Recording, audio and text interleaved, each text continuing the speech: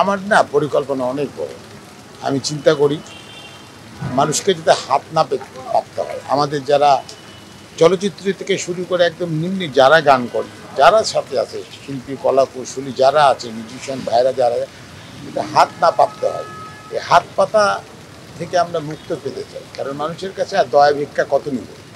এই ফরিদা পারভিন একটা গান গেয়ে কিন্তু ফুর মারবে, তোমরা ভুলে গেছো মূল্যাকেদের নাম। আজকে তো ফরিদা পারভিনের নামই ভুলে যাবে পারবে, বা মানুষ সবাই ভুলে যাবে। কি দিলাম ওনার কাছে? অনেক কিছু পেয়েছি। ওনাকে যাওয়ার সময় জাস্ট জানাজা করলাম, বিদায় দিলাম, এই তো।